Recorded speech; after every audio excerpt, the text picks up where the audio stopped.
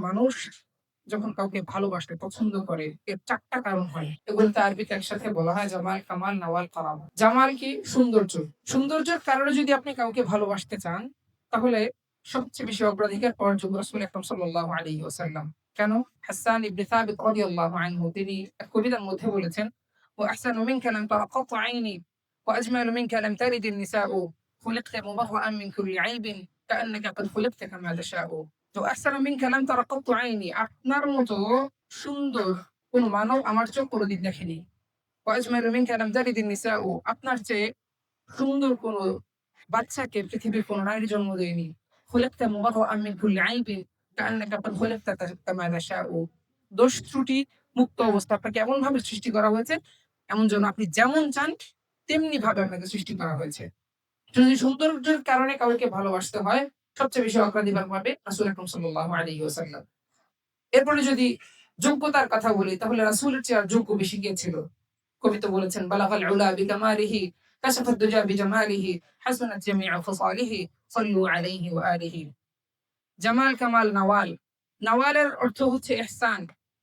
মানুষ কেউ যদি কারো প্রতি দয়া করে, অনুগ্রহ করে, তাহলে তার প্রতি এক প্রকার দুর্বল হয়ে যায়।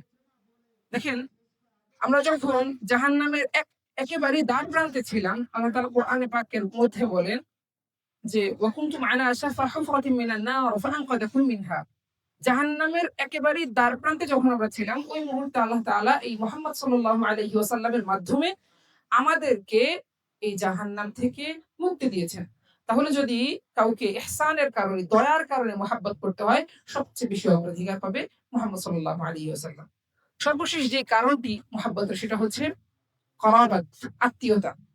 এখন আপনি বলতে পারেন যে আত্মীয়তার দিক থেকে তো আল্লাহ রাসূলের সাথে আমাদের কারো সম্পর্ক তেমন নাই।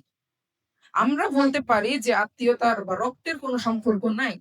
কিন্তু আল্লাহ তাআলা কোরআনে পাকের মধ্যে বলেন, "আন-নাবিয়্যু আউলা বিল মুমিনিনা মিন আনফুসিহিম", যে এই নবী মুমিনদের নিজেদের চেয়েও তাদের কাছে বেশি আপন। তাহলে সেই হিসেবে রক্তের সম্পর্ক না থাকলেও আত্মীয়তার সম্পর্ক অবশ্যই রাসূলের সাথে আমাদের রয়েছে। তো যদি করাবাতের কারণে বা আত্মীয়তার কারণে কাউকে ভালোবাসতে হয়, তবুও হযরত রাসূল আকরাম সাল্লাল্লাহু আলাইহি ওয়াসাল্লাম সবচেয়ে বেশি অগ্রাধিকার পাবে। তো এই ৪ টি যে কারণ, ৪ টি কারণ একসাথে আপনি কারো মধ্যে পাবেন না।